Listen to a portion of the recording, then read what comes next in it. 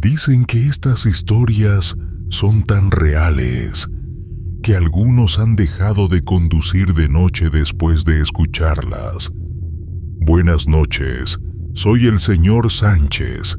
Esta noche te acompañaré con relatos que desafían la lógica.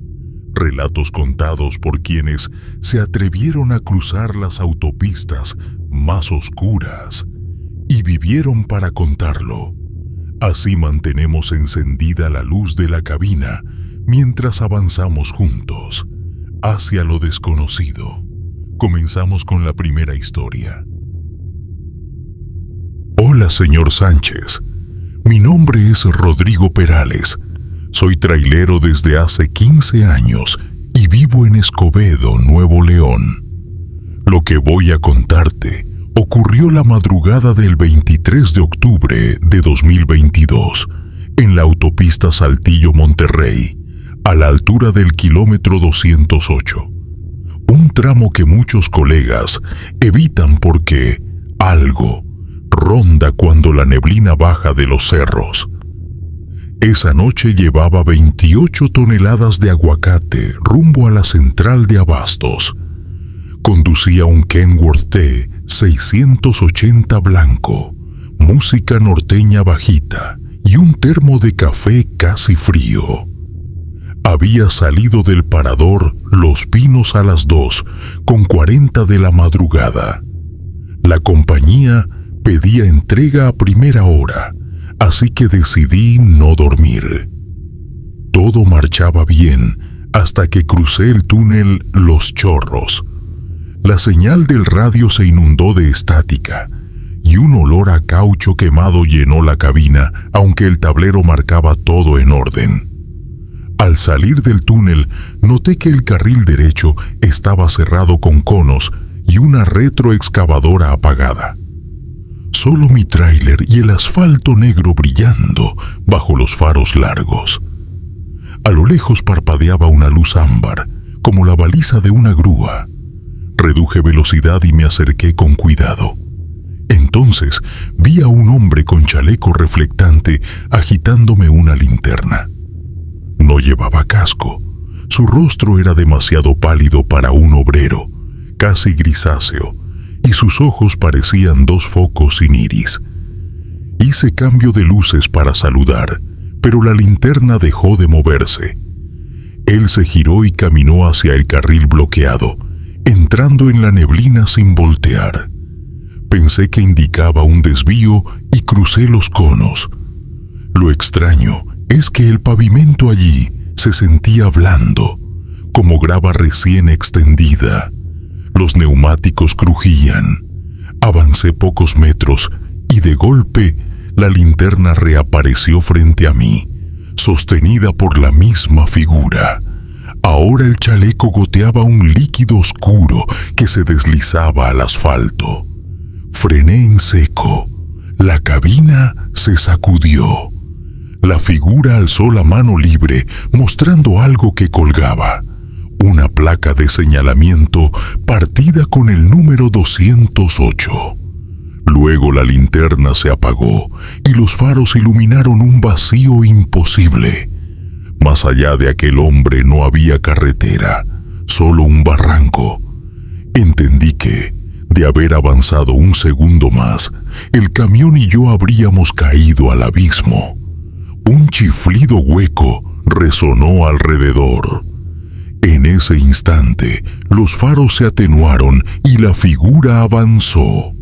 Su rostro, al fin visible, parecía cuero seco. La boca torcida, sin labios. Grité, metí reversa, pisé el acelerador y atravesé los conos.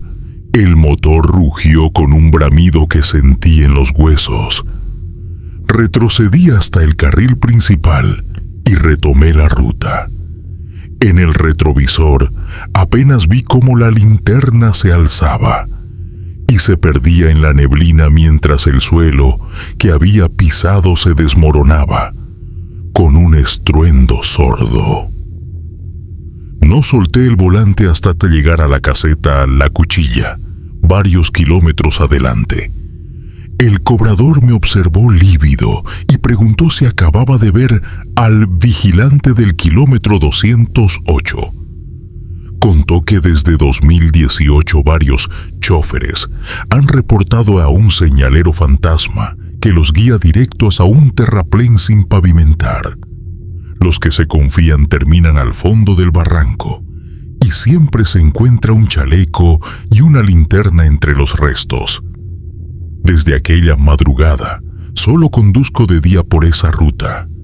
Al pasar por el kilómetro 208 bajo la velocidad, apago la radio y rezo un Padre Nuestro. Dicen que el vigilante aparece cuando la obra queda sin alumbrado, buscando otra cabina que arrastrar al vacío. Yo ya escuché su llamada y sé que un segundo de distracción basta para no contarlo. Continuamos.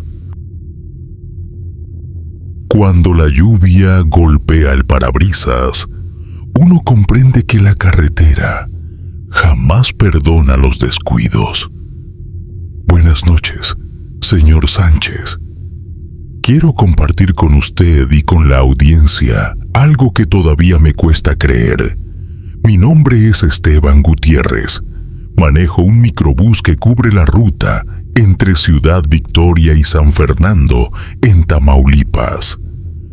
Llevo más de 15 años al volante y he visto de todo. Animales cruzando de improviso, accidentes terribles, retenes militares a la medianoche. Pero nada se compara con lo que viví la última semana de abril de 2023. Salí del andén central a las 4 de la tarde con el vehículo casi lleno.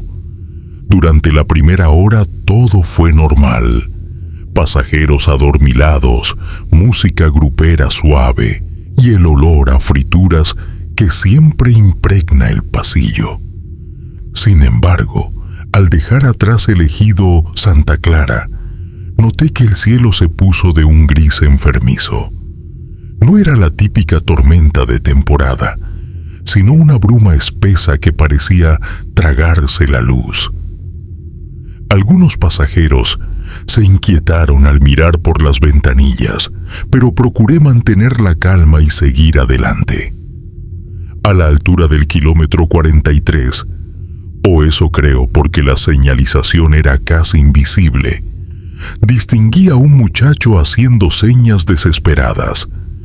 Llevaba una mochila roja y una chamarra ligera empapada. Frené despacio. A pesar de la lluvia había algo en su mirada que pedía auxilio. Subió sin pagar, balbuceando gracias y temblando de frío. Se sentó junto a la puerta, abrazado a la mochila como si cargara algo frágil. En ese instante, la tormenta arreció. El parabrisas se convirtió en un muro borroso. La línea central desapareció bajo ríos de agua mezclados con lodo. Bajé la velocidad y encendí las luces interiores para tranquilizar al pasaje. La radio trató de reproducir un corrido, pero se llenó de crujidos y voz distorsionada. Giré el dial. Nada, solo estática. Entonces ocurrió la primera cosa extraña.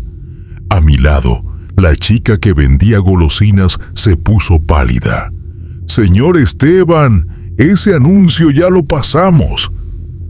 Miré por el espejo y vi, iluminado por los faros, un espectacular medio derrumbado que anunciaba un balneario cerrado desde hace años. Recordé haberlo visto unos minutos atrás, antes de recoger al muchacho. Pensé que la lluvia me había confundido, pero la chica insistió. Giré brevemente la cabeza y el tablero marcaba la misma hora que al salir de Santa Clara, como si el reloj hubiera detenido sus manecillas. Seguí avanzando, alerta.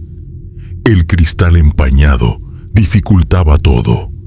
Los limpiaparabrisas parecían mover barro en lugar de agua, El camino se volvió una serpiente interminable, sin arcenes definidos. Mis pasajeros guardaron silencio, salvo el muchacho de la mochila, que murmuraba algo incomprensible contra la ventanilla. Pasaron los minutos, o al menos eso sentía, y el balneario ruinoso apareció de nuevo. Frené en seco, el motor tosió y la unidad se sacudió. Nadie gritó, pero las respiraciones se hicieron audibles. «Estamos dando vueltas», musitó la señora de la segunda fila. Traté de girar el volante para reanudar la marcha, pero el camino permanecía idéntico, sin curvas, sin entronques, un pasillo recto entre paredes de vegetación oscura. Tomé aire y me dirigí a los pasajeros. «Hay un desvío más adelante. Tal vez la tormenta nos hizo confundirnos». Mentía. No había ningún más adelante. Solo esa recta infinita al interior de una bruma que olía a tierra podrida. Avancé con cautela, contando en voz baja los segundos. Llegué a 100, a 120, a 180.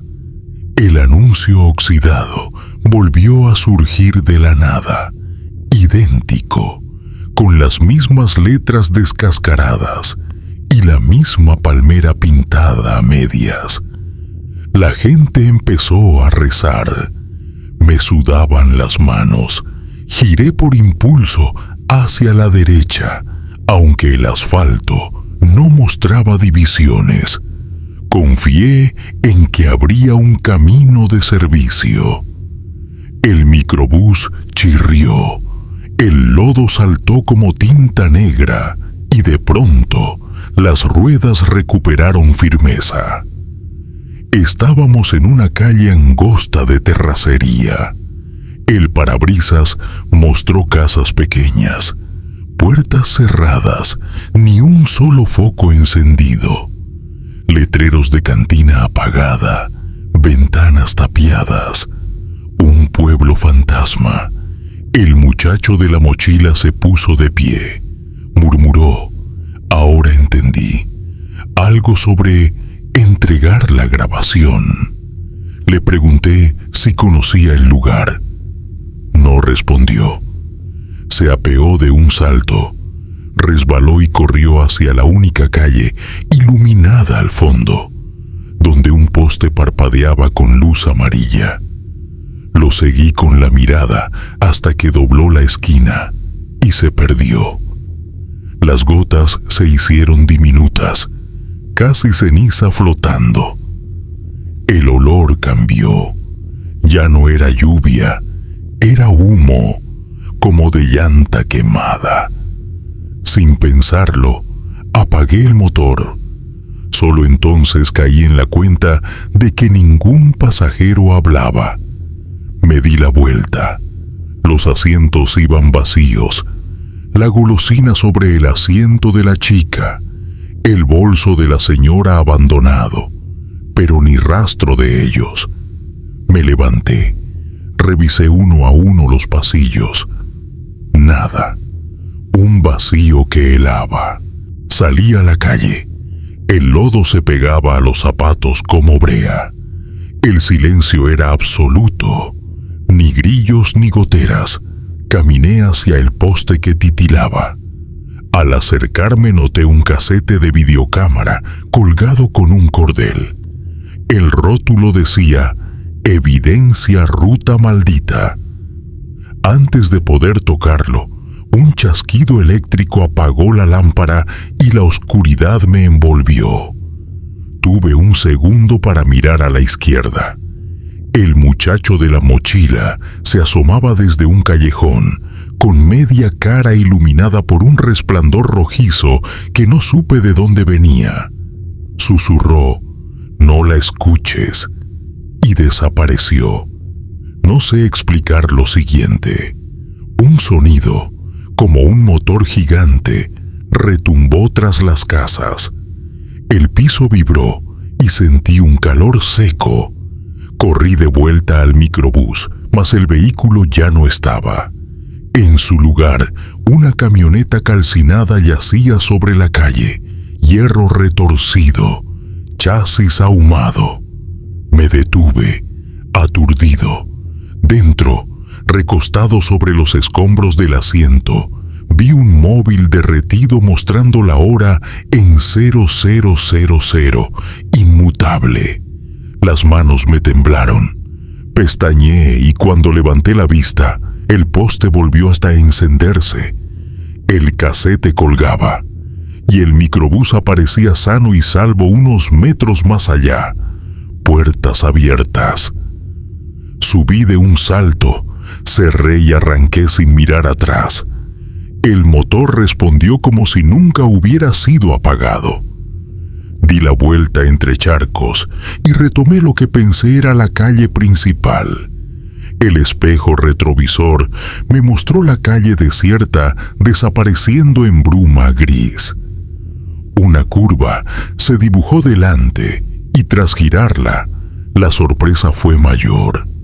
Volví a la autopista de doble carril, justo donde recogí al muchacho de la mochila. El reloj del tablero avanzaba de nuevo. Marcaba las 5:10. Había transcurrido menos de media hora, o tal vez un ciclo completo imposible de medir. Sintonicé la radio. Una locutora leía titulares de la madrugada. Al final dijo algo que me provocó escalofríos. Autoridades federales reportan la desaparición de un microbús con 22 pasajeros en la ruta Ciudad Victoria, San Fernando. Se sospecha que las fuertes lluvias desviaron la unidad hacia un camino sin retorno. Apagué la radio de golpe. Amanecía cuando llegué a San Fernando. Abrí las puertas, nadie descendió. Insistí, recorrí el pasillo. Seguía vacío. Entregué la unidad en la terminal. El despachador me preguntó si venía cargado. Respondí que sí, pero que los pasajeros se habían bajado antes, en un ejido. Dijo que era imposible. Nadie registró boleto de descenso y las cámaras muestran al microbús completamente vacío desde el kilómetro 39. Desde ese día mantengo el casete guardado en una caja fuerte, aunque jamás he tenido el valor de reproducirlo. Mi médico cree que sufro estrés postraumático, mas no puedo sacar de la cabeza la frase del muchacho. No la escuches. A veces, al pasar cerca del kilómetro 43, la radio suelta un chasquido y capta una voz desconocida. Evidencia ruta maldita. Cambio de frecuencia al instante, bajo la cabeza y sigo adelante sin mirar la hora. De algo estoy seguro, hay rumbos que dejan de pertenecer al mapa cuando la tormenta cae. Y aunque creamos avanzar, la carretera puede dar la vuelta y colocarnos justo en el mismo sitio. Sin testigos, sin explicación, con un vacío en los asientos que debería estar ocupado por miradas humanas. Así concluye este testimonio. Continuamos.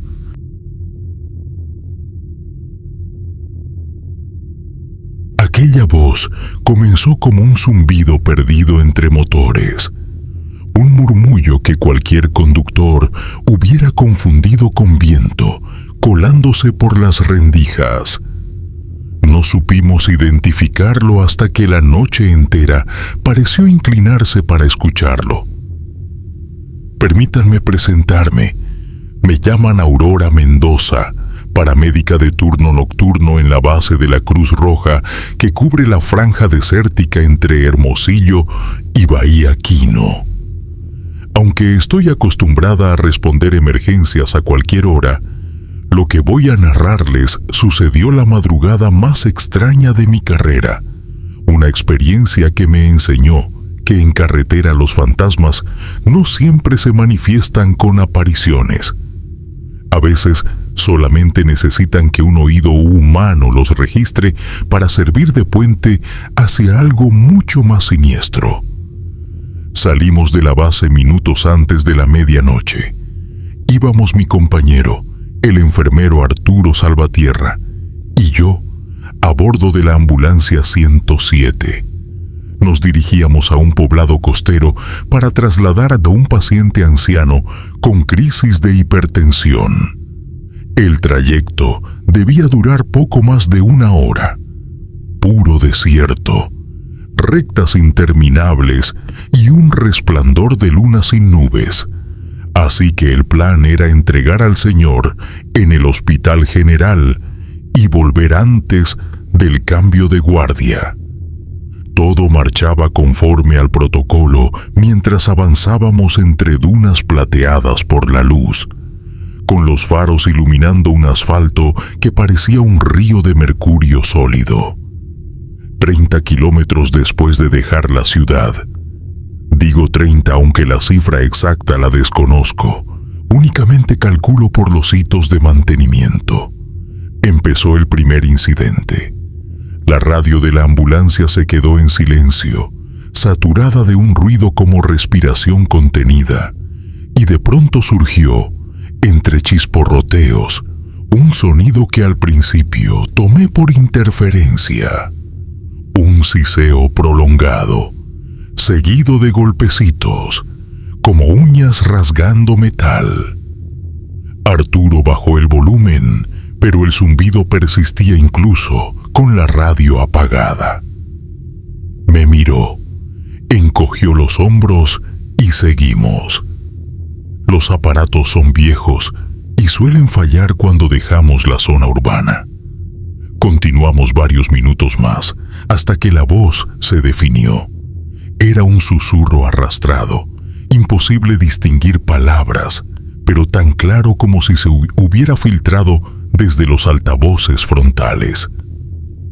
Recordé historias de compañeros que dicen que las frecuencias de emergencia a veces captan llamadas de unidades fantasmas, ambulancias accidentadas décadas atrás, cuyos radiooperadores nunca recibieron respuesta. Cada vez que pienso en eso, se me enchina la piel, pero aquel murmullo no sonaba como código Morse ni clave de radio. Era una voz humana al borde de llorar. El asfalto comenzó a vibrar bajo las llantas, como si circuláramos sobre una superficie llena de dilataciones. Arturo revisó el panel.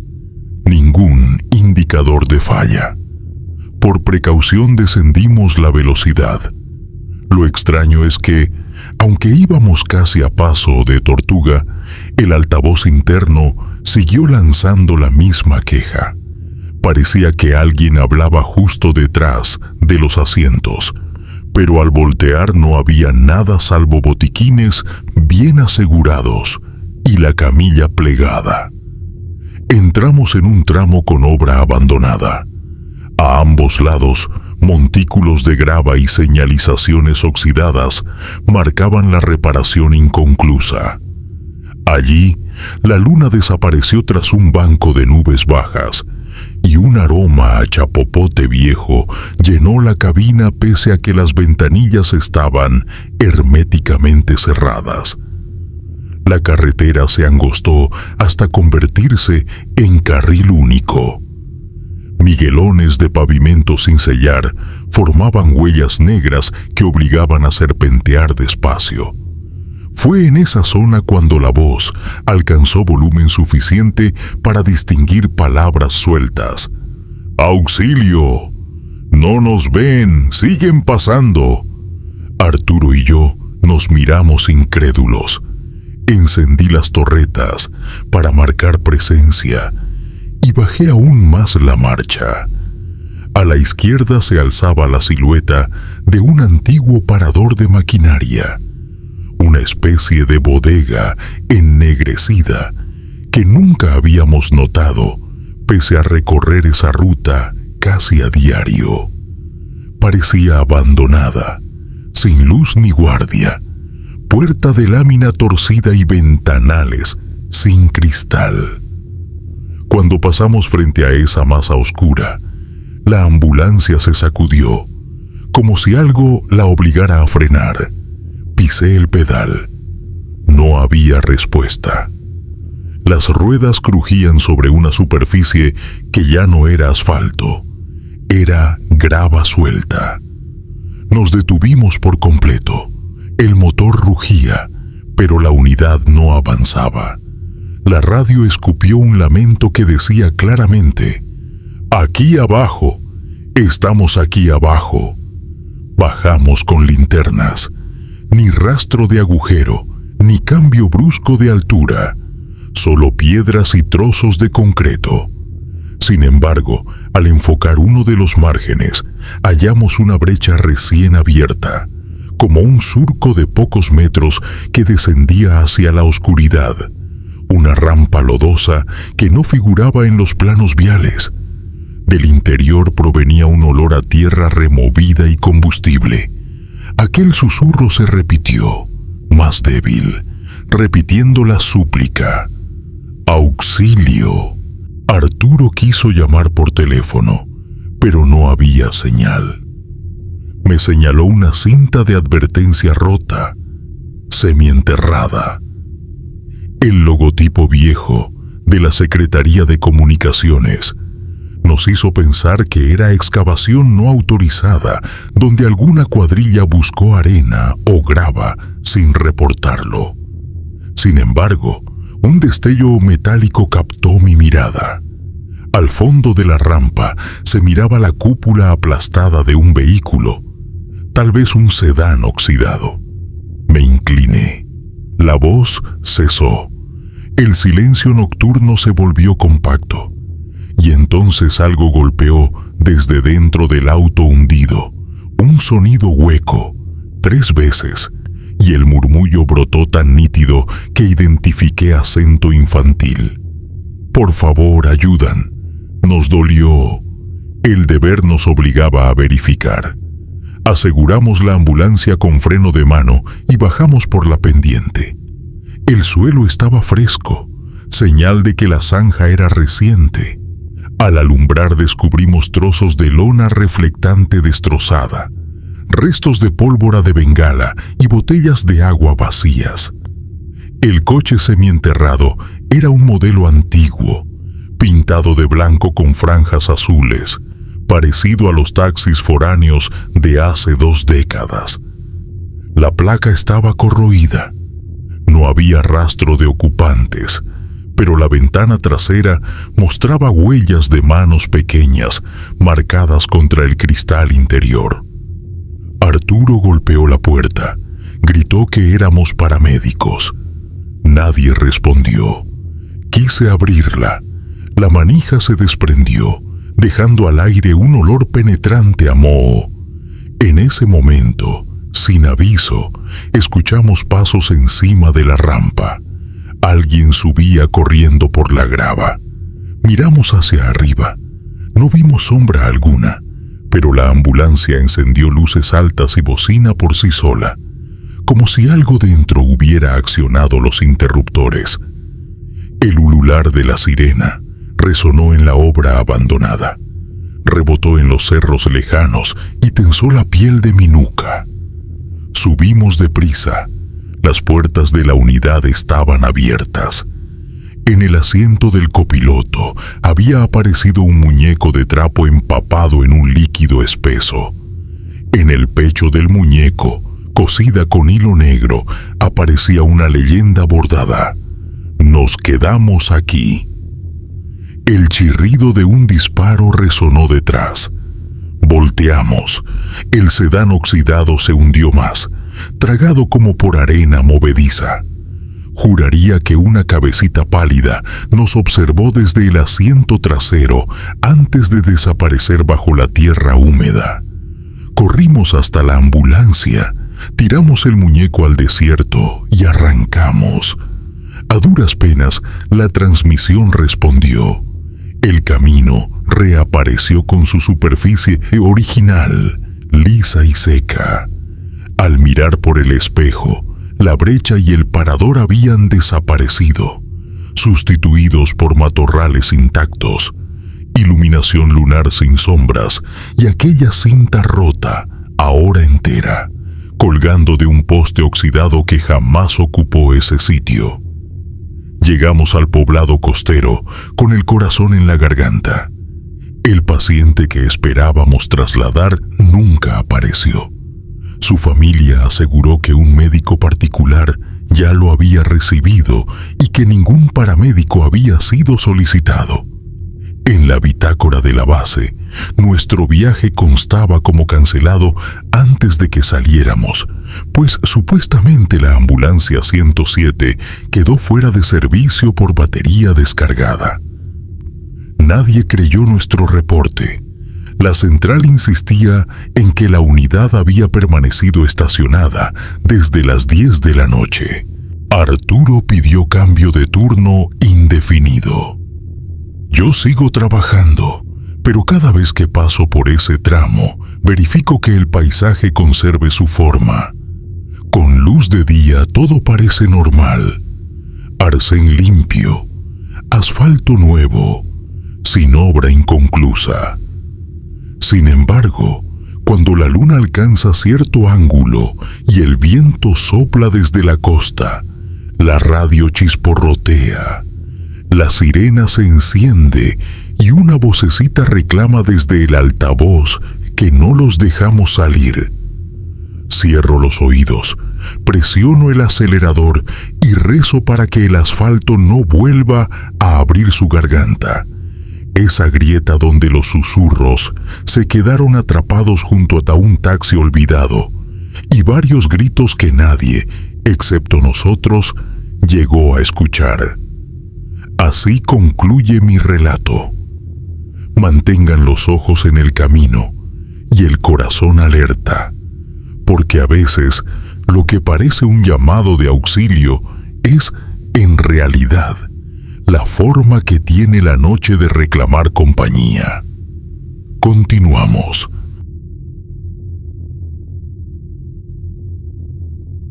A veces, la carretera se queda muda, como si tragara los sonidos para concentrarse en un susurro único que nadie quiere oír. Fue en una noche así, cuando descubrí que el verdadero terror no siempre se oculta tras un grito. A veces se sienta junto a ti callado, esperando el momento exacto para reclamar la última palabra. Me llamo Fermín Calderón. Opero un autobús foráneo que cubre el trayecto nocturno entre Zacatecas y Aguascalientes. He manejado durante media vida y pensé haber visto todo. Neblinas que parecían mares colgados del cielo, ciervos atravesando el asfalto como fantasmas pardos y tormentas que encendían el horizonte con relámpagos bíblicos.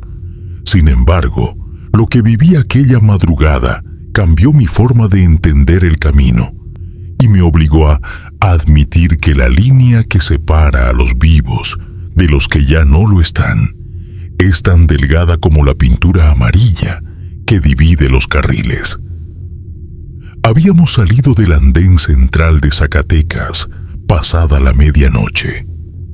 El vehículo, un Volvo de carrocería azul, iba a media capacidad.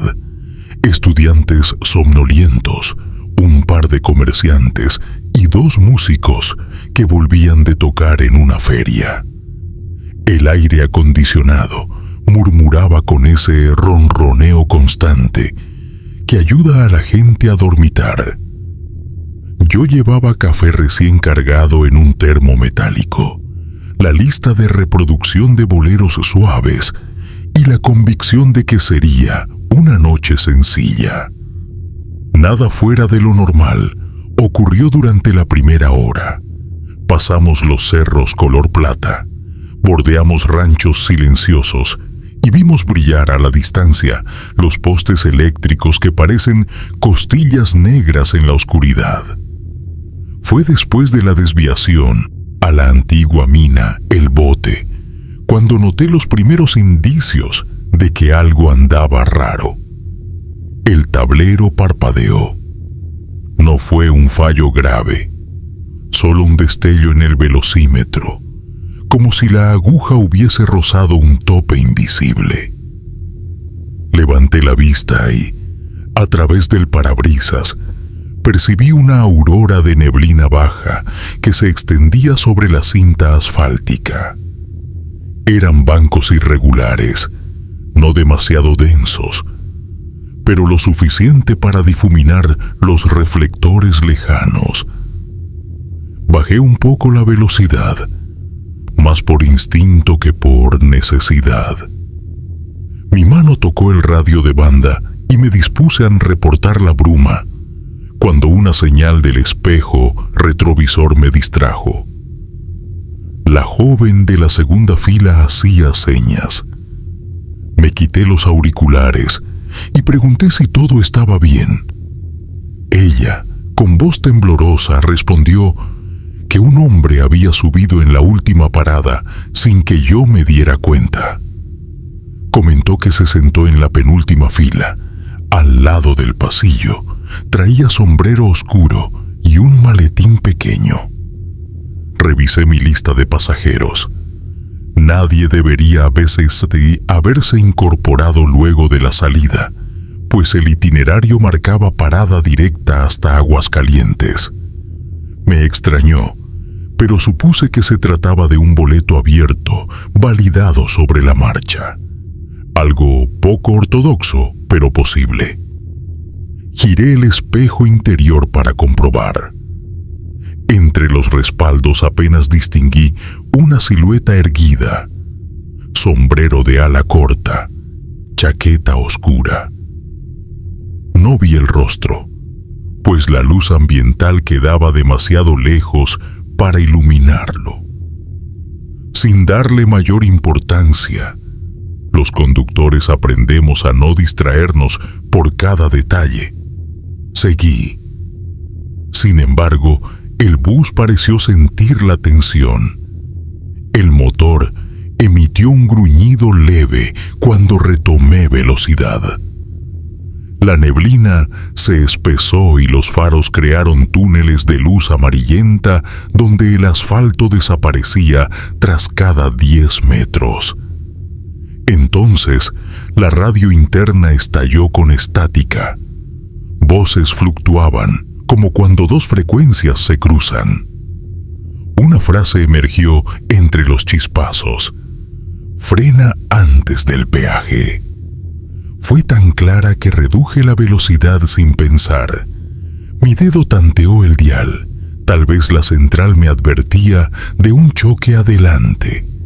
Silencio absoluto. La frecuencia volvió a ser un susurro blanco. Al minuto se dibujó frente a nosotros un pórtico de peaje que jamás había visto en esa autopista nueva. Las casetas parecían antiguas, muros de concreto con grafitis borrados, ventanillas cerradas con tablones, lámparas de sodio parpadeantes. Sobre el techo, un rótulo oxidado apenas legible señalaba Cuota Catarina. No figuraba en los mapas modernos ni en los registros de rutas. Reduje a paso de hombre. Las barreras estaban levantadas, como invitando a pasar sin pagar. Pero mi instinto gritó que algo ahí olía a abandono, a trampa. Me detuve justo antes de cruzar bajo el pórtico e intenté maniobrar para girar, cuando la puerta frontal se destrabó con un chasquido. Una corriente helada invadió la cabina. El hombre del sombrero se levantó y comenzó a caminar hacia mí, pasillo arriba. Lo observé en el espejo. Su paso era demasiado lento. Cada pisada parecía deslizarse, no golpear.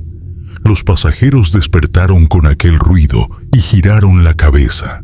Algunos murmuraron extrañados. El tipo llegó a mi altura, sin decir palabra, extendió la mano enguantada con el maletín viejo y lo puso sobre el tablero. Su otro brazo señaló el pórtico, como ordenándome avanzar.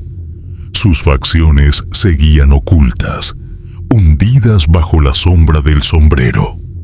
Lo único visible eran los labios, secos, emitiendo un gesto casi imperceptible, un tirón hacia abajo, mezcla de súplica y amenaza.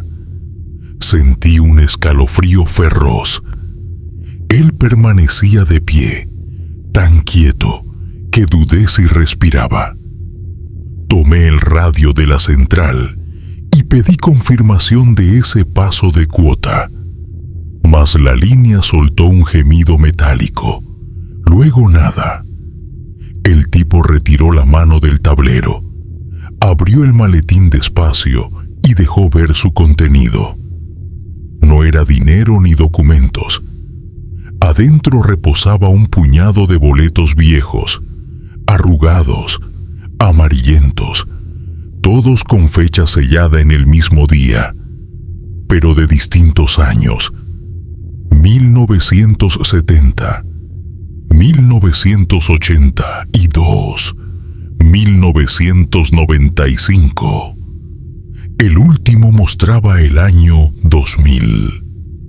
Cada boleto tenía escrito, a mano, el nombre Ruta del Silencio.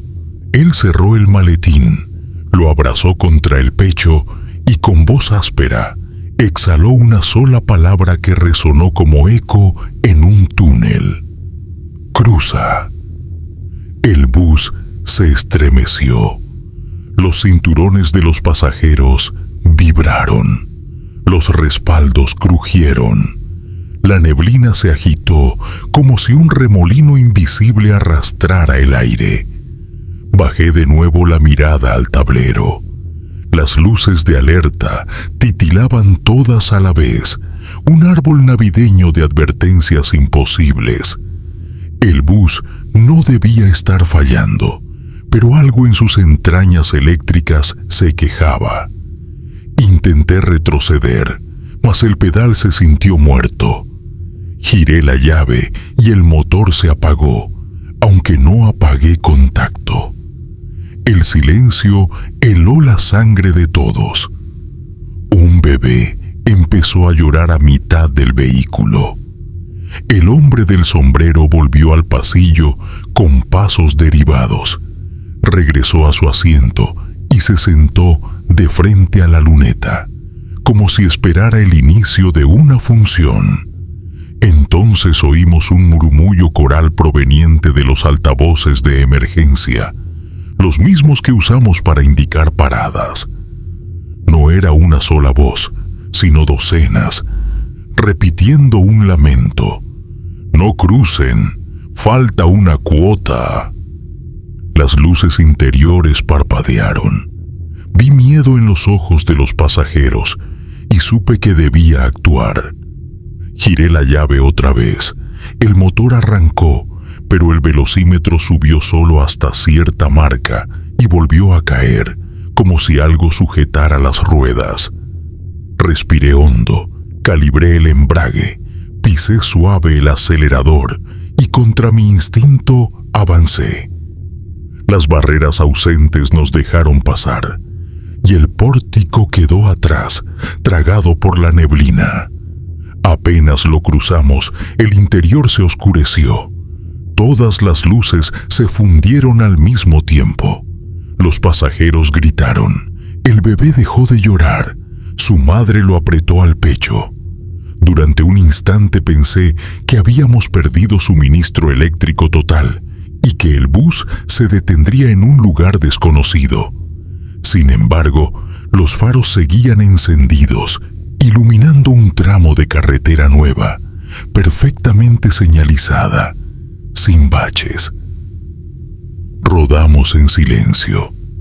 Nadie se movía. Niños, adultos, ancianos. Todos parecían estatuas que respiraban. Atrás, el hombre del sombrero mantenía el maletín sobre las piernas.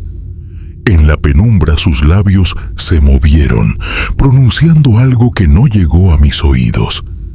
En ese segundo, la bruma se disipó de golpe y vi un ramal de luces adelante.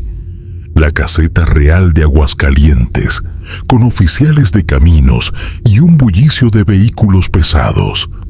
Entramos al área de pago, detuve la unidad, abrí la puerta automática y descendí para entregar el ticket.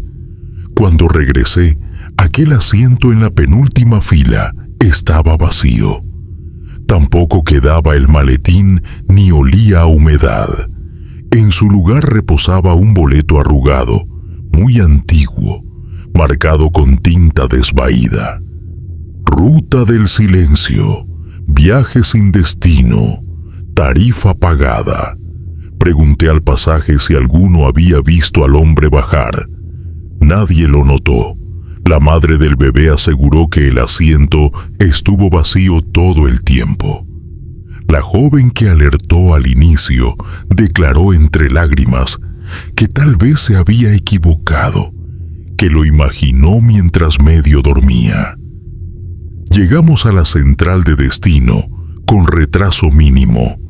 Al hacer recuento, el inspector me recriminó por llevar 3 lugares libres que constaban vendidos en el sistema.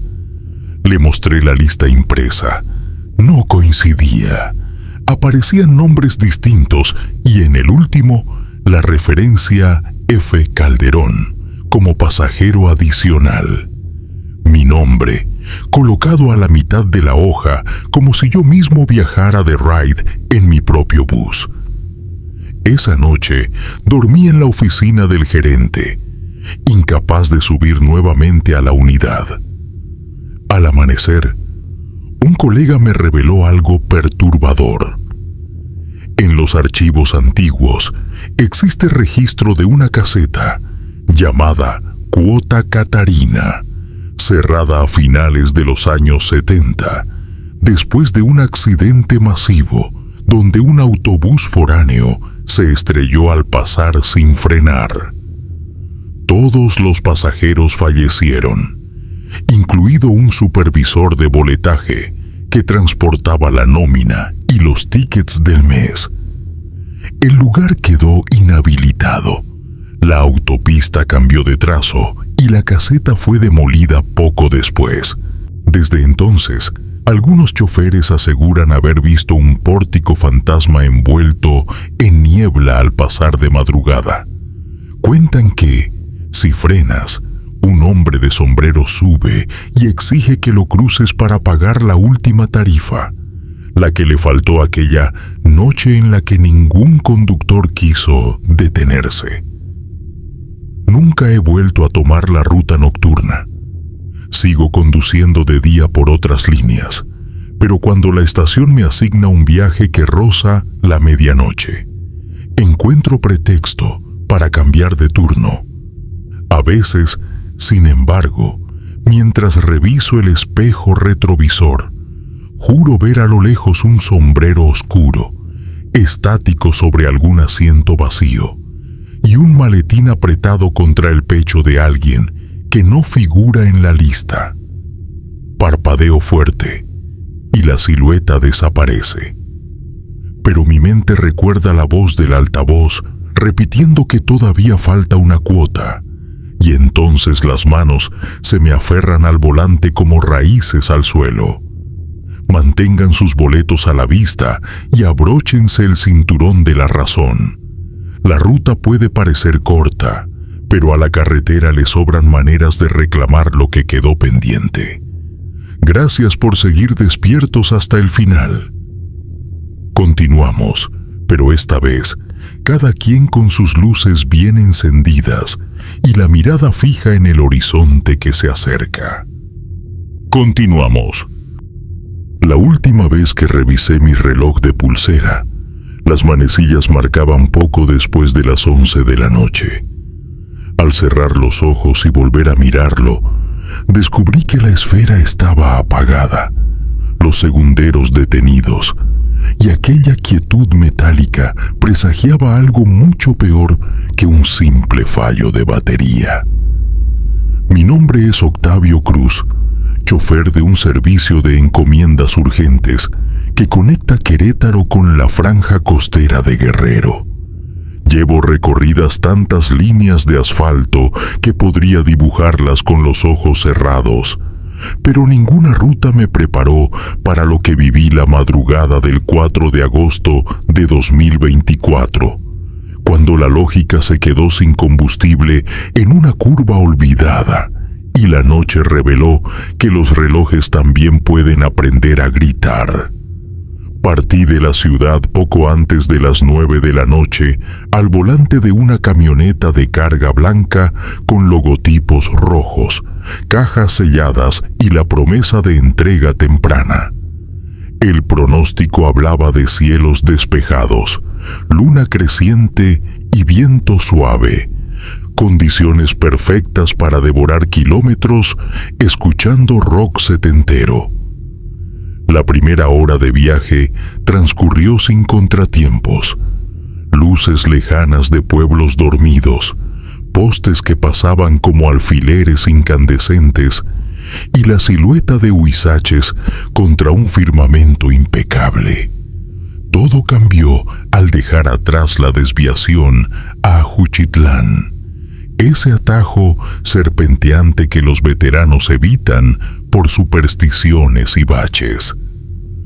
Apenas crucé el viejo puente de hierro, se apagaron las luminarias del camino, como si alguien hubiera bajado el interruptor de la autopista entera. El motor siguió ronroneando, pero el aire dentro de la cabina se entumeció, volviéndose espeso, cargado de un olor a cobre. Subí el volumen de la radio para disipar la incomodidad. La estación estuvo unos segundos en silencio y luego emitió un chasquido, seguido de una voz femenina que canturreaba una melodía infantil distorsionada. No figuraba en la programación, así que cambié de frecuencia. El mismo canto reapareció en otro dial, esta vez entrecortado por risas apagadas. La escena se tornó aún más extraña cuando, al tomar la curva llamada Piedra del Diablo, vi la señal de un paradero que nunca antes había estado allí. Un letrero oxidado colgaba de un poste inclinado. Área de descanso, relojes rotos, próxima salida. Pensé que quizá las autoridades habían habilitado un nuevo punto de servicio para transportistas. Agradecí la idea de un café y baños limpios, porque la ruta larga empieza a pesar sobre los huesos. Guiado por un instinto confuso, mitad fatiga, mitad curiosidad, encendí la direccional y tomé la rampa de salida. El camino secundario estaba impecable, recién asfaltado, con reflector de delineadores pintados de amarillo.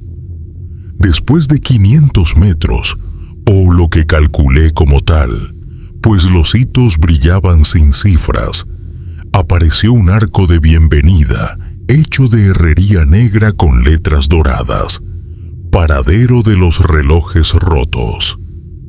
Al cruzarlo, entré en un espacio contra toda lógica geográfica, un amplio estacionamiento redondo, adoquinado, con faroles antiguos que proyectaban luz anaranjada, todo rodeado de árboles altos que no pertenecían al paisaje semidesértico de la región. Había un edificio central, parecido a una casona porfiriana, con reloj de péndulo detenido en la fachada. Bajo cada farol descansaban vehículos estacionados ordenadamente. Automóviles compactos, un par de tractocamiones incluso un microbús escolar muy viejo. Todos alineados, todos vacíos. Ningún motor encendido, ninguna alarma, solo el eco de mis propias llantas rodando sobre piedras pulidas. Me estacioné junto a un sedán verde oliva y escuché mi corazón retumbar en los oídos. Al apagar el motor, advertí el detalle. Ningún tablero mostraba la hora, ni relojes digitales en parabrisas, ni pantallas encendidas. La penumbra parecía absorber cualquier rastro de segundero. Salí al fresco nocturno y pisé los adoquines. No se oía grillo ni zumbido eléctrico. El silencio tenía densidad, casi textura. Empujé la puerta principal de la casona. Cedió sin chirrido. Un corredor amplio reveló piso de madera barnizada y lámparas de filamento colgantes que iluminaban a medias. A la derecha, mesas de cafetería con tazas de porcelana intactas. A la izquierda, una pequeña tienda de recuerdos con estantes llenos de relojes, de pared, de mesa, de bolsillo, todos parados en distintas horas, todos con sus manecillas flojas. En el fondo, un mostrador y tras él, un anciano trajeado con corbata azul, manos cruzadas sobre el mostrador y la mirada fija en la entrada, como quien espera una cita ineludible. Antes de saludar, mi reloj de pulsera se sacudió. La tapa trasera vibró y saltó al suelo. Las manecillas giraron con violencia hasta sostenerse en las 3:15. El anciano sonrió con ligero temblor de labios. «Buenas noches, conductor. La casa le agradece su puntualidad». Su voz era suave, vieja, una manta de terciopelo capaz de envolver cualquier miedo. Pregunté si el paradero era nuevo. Respondió que el lugar siempre ha estado allí, pero solo aparece cuando el reloj interno del viajero decide que debe parar. Quise saber si podía tomar café. Él asintió y señaló una cafetera de acero humeante. El aroma era perfecto, mezcla de vainilla y piloncillo. Serví una taza, intentando mantener la calma, y le di un sorbo. Tibio, delicioso, reconfortante. Entonces advertí algo. Cada mesa tenía un reloj al centro con la hora fija, pero todos compartían un detalle común. Las manecillas pequeñas dibujaban un ángulo idéntico, como marcando el momento exacto en que algo se había roto. Al acercarme vi pequeñas placas con nombres grabados y la frase «Hora del último latido».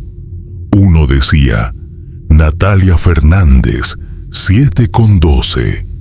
Otro «Hugo Montiel, 11:50».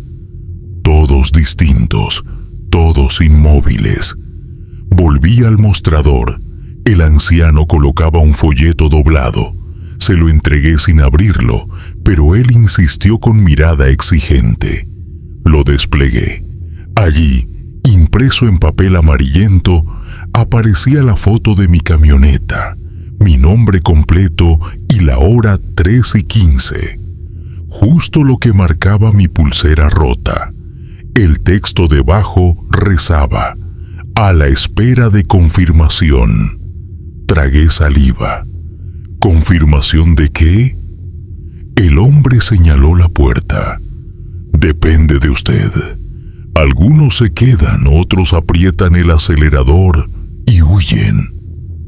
Sentí la frase como un frío que trepaba por la columna. Pregunté por los demás conductores de los vehículos afuera. Respondió que todos ellos llegaron en distintas noches, uno tras otro, atraídos por la fatiga y la promesa de un café gratuito. Noté detrás del mostrador un péndulo enorme suspendido en un marco sin esfera. Oscilaba con movimiento lento y silencioso. Cada vez que llegaba a un extremo, el anciano parpadeaba como si su corazón latiera en sincronía. Pensé en los paquetes que debía entregar al amanecer, en el bono de puntualidad, en la cara de mis hijos cuando les contara esta locura. Inspiré hondo y dije que necesitaba marcharme. El encargado sonrió triste. Puede hacerlo, siempre y cuando su motor arranque antes de que el péndulo complete el ciclo. Miré el artefacto. Avanzaba tan despacio que parecía detenido por el aire. ¿Cuánto le llevaría un ciclo? Minutos, horas, siglos. Apuré el café, dejé la taza. Al girar para salir, sentí mi reloj vibrar sin pila, las agujas retrocediendo hacia la medianoche. El pasillo se había alargado, como truco de perspectiva al final de un sueño. La puerta, ahora más alta y más lejana, dejó escapar un viento que olía a ozono estancado. Corrí. Al cruzar el umbral, escuché el primer tic del péndulo, un golpe hueco que me erizó hasta las pestañas. En el estacionamiento, los faroles titilaban. Al acercarme a la camioneta, percibí un detalle escalofriante. Las ventanas estaban empañadas desde dentro, como si alguien hubiera respirado en el interior durante horas. Abrí la puerta con un tirón. El interior estaba vacío, pero el radio encendido soltó la misma tonada infantil que había escuchado en la autopista. Tic-tac, tic-tac. ¿Quién quiere jugar? Corté la energía. Giré la llave de arranque. El motor respondió con un rugido seco. Calcé primera, pisé el acelerador y giré el volante rumbo a la salida. El adoquinado parecía dilatarse bajo las ruedas, alargando la distancia al arco de hierro. Jadeé, mano sudorosa sobre el volante. Atrás, los faroles se apagaban uno a uno, sumiendo a los vehículos abandonados en penumbra total. El péndulo resonó por segunda vez, sin que yo lo viera. Agité la cabeza, concentrado en la ruta. Al pasar el arco, sentí un tirón violento, como si una fuerza invisible reclamara el chasis. El motor se revolvió, chilló. Forcé el cambio a segunda. Algo crujió trasera. Al fin, la camioneta cruzó y regresé al asfalto original, áspero, parcheado. Los espejos retrovisores mostraban la rampa fundirse con la noche, el paradero, el arco, los faroles. Todo se desdibujaba, succionado por la oscuridad. Avancé sin mirar el tablero. Cuando mis nervios lo permitieron, busqué el reloj digital. Parpadeaba en ceros, incapaz de fijar una hora. El radio estaba muerto. Sorbí la poca saliva que me quedaba y mantuve la vista al frente. Pasaron minutos sin señal de la caseta próxima ni luces de otros vehículos. Creí perderme hasta que un tráiler con luces azules me rebasó, claxonando saludo. Consulté el reloj de pulsera. Seguía detenido. Tomé el móvil, sin cobertura, sin hora automática. Llegué a la costa al amanecer. El encargado de la bodega parecía contrariado. Pensé que no vendrías. Tu localizador satelital se quedó congelado en el puente de hierro, casi 4 horas sin moverse. Entregué la documentación. Cuando revisamos la caja, hallamos cada paquete intacto, salvo uno sin etiqueta oficial. Dentro, un reloj de pared con carátula blanca. Las manecillas marcaban las 3:15, igual que mi pulsera antes de vibrar. Al tocarlo sentí un cosquilleo eléctrico y lo solté. El jefe, extrañado, lo colgó junto a otros relojes de oficina. Desde entonces, ese aparato va unos segundos adelantado respecto a los demás. Por mucho que lo ajusten, siempre se adelanta, como si quisiera llegar a una hora que solo él conoce. Volví a Querétaro por la mañana, de día, con sol alto y radio funcionando. Pasé 2 veces por la curva Piedra del Diablo y jamás encontré la señal del paradero de los relojes rotos. El puente de hierro seguía allí, viejo y oxidado, sin rampa lateral. Busqué mapas antiguos, historias de transportistas, leyendas de pueblos cercanos. Solo hallé un relato de 1976. Un comedor carretero llamado Relojes Rotos ardió aquella fecha durante la madrugada, atrapando a varios viajeros que dormían en sus vehículos. Los testigos juran que el incendio estalló sin causa y que todos los relojes de la zona se detuvieron al mismo tiempo. Ahora conduzco con un reloj nuevo, digital, sin agujas que se tuerzan. Sin embargo, a veces, alrededor de la medianoche, siento un pinchazo metálico en la muñeca, como si manecillas fantasma intentaran clavar su rumbo. Cada vez que eso ocurre, acelero para salir de cualquier curva y cruzo los puentes sin mirar carteles prometiendo descanso. Ya entendí que hay paraderos donde el café es solo el primer sorbo de un trato silencioso.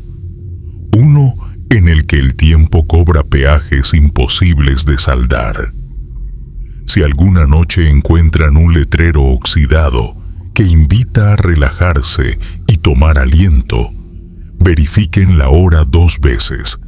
Y si sus relojes callan de pronto, recuerden mi consejo. Sigan adelante hasta que vuelva el tic-tac, porque los segundos que se detienen quizá estén esperando llenar otra mesa con un nombre nuevo y una hora definitiva.